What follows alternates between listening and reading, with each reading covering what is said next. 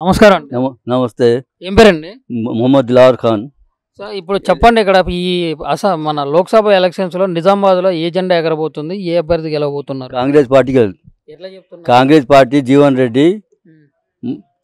రెడ్డి మొత్తం మంచి మనిషి 40 సంవత్సరాల నుంచి ఇలా పనిచేసిండు. మొత్తం అన్న పాల్గొడు ఉన్నది. ఇప్పుడు అసెంబ్లీ ఎలక్షన్లో 2 సార్లు ఓడిపోయిండు అనుకో.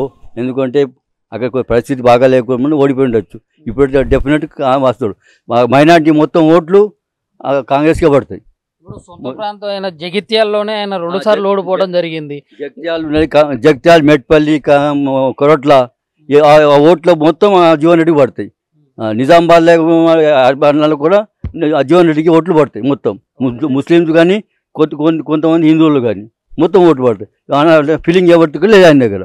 మంచి మనిషి. మీరు చెప్పినట్లు ఇట్లా మైనార్టీ ఓట్లు కాంగ్రెస్ పార్టీ పడేటట్లయితే ఇప్పుడు గతంలో మన షబ్బీర్ అలీ గారు ఓడిపోయిన పరిస్థితి ఉంది కదా, ఇదే ప్లేస్ ఓడిపోయిందంటే టీఆర్ఎస్ ఓటు కొద్ది ఓటు దెబ్బతిన్నాయి అన్నట్టు.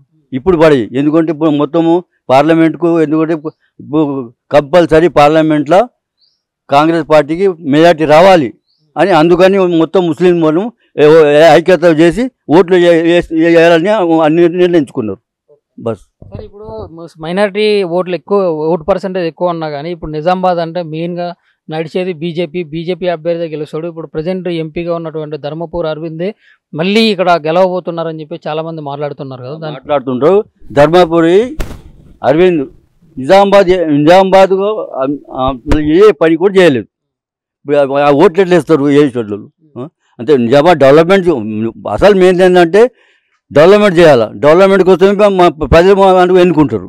మరి డెవలప్మెంట్ చేయకపోయిన తర్వాత ఎట్లా ఓట్లు వేస్తారు? ఎవరైతే పని మంచి చేస్తారో వాళ్ళకే ఓట్లు వేస్తాం. అది ఎందుకంటే ఆయన పార్లమెంట్ అయిన తర్వాత ఎవరు కలవలేదు, చేయలేదు, ఎవరితో మాట్లాడాడు, ఎవరు చేయడు. నేనే పెద్ద మంచి అనుకుంటాడు. అందరూ కలవాల.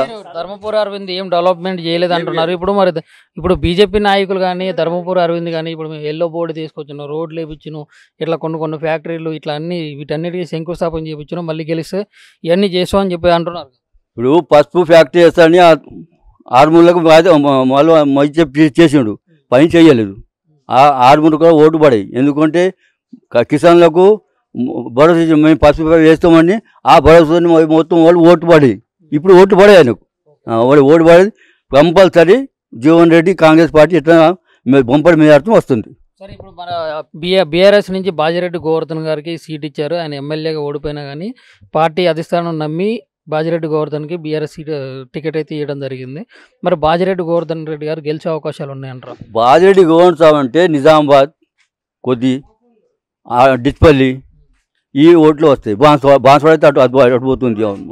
ఇప్పుడు ఎందుకంటే జగిత్యాల, మెట్పల్లి, కొరట్ల ఆ ఓట్లు 6-3 దాకా మొత్తం జీవన్ రెడ్డికి పడతాయి. నిజామాబాద్ బాజిరెడ్డి గోవర్ధన్కి ఏంటంటే కొద్ది ఓట్లు పడుతుంది.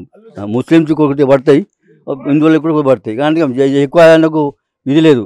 ఇప్పుడు ఆయన గతంలో మన కాంగ్రెస్ పార్టీ సీనియర్ నాయకులు కాబట్టి కాంగ్రెస్ పార్టీలో కాంగ్రెస్ ఓట్లు కూడా కొంచెం అటు పడే అవకాశం ఉందని చెప్పి అంటున్నారు. ఆయన చూసిన తర్వాత ఆయన ముఖం చూసి కాంగ్రెస్కే ఓట్లు పడతాయి. ఇప్పుడు టీఆర్ఎస్ ఓట్లు పడాయి. అంటే బీఆర్ఎస్ ఓట్లు కాంగ్రెస్కే పడతాయి. కాంగ్రెస్కే పడతాయి అంతే. ఇప్పుడు కేంద్రంలో మరి నరేంద్ర మోడీ గారి పాలన ఎట్లుందంటారు? కేంద్రంలో ఎవరుంటే బాగుంటుంది అని మీ అభిప్రాయం? కేంద్రంలో ఎవరు అంటే ఇప్పుడు ప్రతి వస్తువు మన ప్రజలకు ఇబ్బంది అవుతుంది. ఎందుకంటే ధరలు పెరిగిపోతున్నాయి, అన్నీ పెరిగిపోయి ప్రజలకి ఏం ఇది లేదు. మేము అది చేస్తాం, ఇది చేస్తాం, ఏం చేయలేదు. మైనార్టీకి అయితే అసలే ఇది చేయడు. మైనార్టీకి మొత్తం కట్ చేసేస్తాడు. శిల్పం హిందువులకి కొద్దిగా పనిచేస్తున్నాడు. ఇప్పుడు పెట్రోల్ రేట్ కానీ, పప్పులు కానీ, ధాన్యం కానీ అన్ని రేట్లు పెరిగిపోతున్నాయి. బీద ప్రజలకు ఇబ్బంది అవుతుంది. ఉన్నోడైతే ఎట్లా చేసుకుంటారు సార్? మాత్రం బీద ప్రజలకి ఎట్లా బతుకుతాడు వాడు? మార్కెట్లో పోతే మళ్ళీ పని లేకుండా వాడు ఏం తింటాడు, ఏం చేస్తాడు? అందుకని కాంగ్రెస్ పార్టీ ఉంది. మున్పూర్గా కాంగ్రెస్ 65 సంవత్సరాల నుంచి కాంగ్రెస్ పార్టీ పనిచేస్తుంది. పని చేసింది కూడా మొత్తం. ఇది 10 సంవత్సరాలు చేసి ఏం చేసింది చెప్పు, ఏం చేయలేదు. అందుకని కాంగ్రెస్ పార్టీ మళ్ళీ 60 సంవత్సరాల దాకా పాలన చేసింది. అందరు మొత్తం మందికి సమానంగా చూసుకున్నారు వాళ్ళు. ఇప్పుడు ఇంట్లో ఏదో ఫీలింగ్ ఉన్నది, ముస్లింలు కట్ చేస్తున్నారు, ఇందులో పెరుగుతున్నారు. అందుకని ఓట్లు మా ముస్లిం ఓటు కూడా పడే ఆయనకు. నమస్తే అండి. నమస్తే. సార్ నిజామాబాద్ లోక్సభ ఎలక్షన్స్ లో గెలిపోవద్దంటారు ఈసారి. కాంగ్రెస్ గెలవాలి. ఎట్లా? ఎందుకు పని మంచి చేస్తారు వీళ్ళు, ఏం చేస్తలేరు. వచ్చారంటే పేరుకు వచ్చారు, ఏం లేదు. ఇక్కడ ఏ గల్లీలో తిరగరు, ఎవరు బాధ అడగరు, ఏం లేదు. అంటే మీ గల్లీలో రాలేదా లేకుంటే అసలు ఎక్కడ? ఎక్కడ మా గల్లీ గది లేదు, ఏం లేదు. అంటే మీ గల్లీలోనే లేదా లేకుంటే ప్రతి దగ్గర లేదంటారు? నిజామాబాద్ ఎక్కడ లేదు. మరి బీఆర్ఎస్ అభ్యర్థి బాజిరెడ్డి గోవర్ధన్ డెవలప్ చేస్తుంది. బీదులకు అడుగుతారు, ఎట్లా ఉన్నది ఏమున్నది అంతా అడుగుతారు. వీళ్ళు ఏం అడగరు, ఒక్కపారి అది చేయరు, అడగరు చేయరు. ఇది గల్లీ ఎలక్షన్స్ కాదు కదా, ఢిల్లీ ఎలక్షన్స్. Election MP. అదే మరి ఇప్పుడు ఇక్కడ దగ్గరలో కాంగ్రెస్ ఉంటే, రాష్ట్రంలో కాంగ్రెస్ ఉంటే, సార్ మీరు చెప్పినట్లు ఒక ఎమ్మెల్యేనో లేకుంటే ఎవరో ఒకళ్ళు వచ్చి, మీ కాంగ్రెస్ నాయకులు వచ్చి ఇట్లా అడుగుతారు మీ సమస్యలు ఏంది అని చెప్పేసి, ఇక్కడ మీ డివిజన్లో ఏం సమస్యలు ఉన్నాయి, మీ బస్తీలో ఏం సమస్యలు ఉన్నాయని చెప్పేసి వాడు పరిష్కారం ఏమైనా చేయొచ్చేమో. ఇది కాదు, ఇది ఢిల్లీ ఎలక్షన్స్ కదా.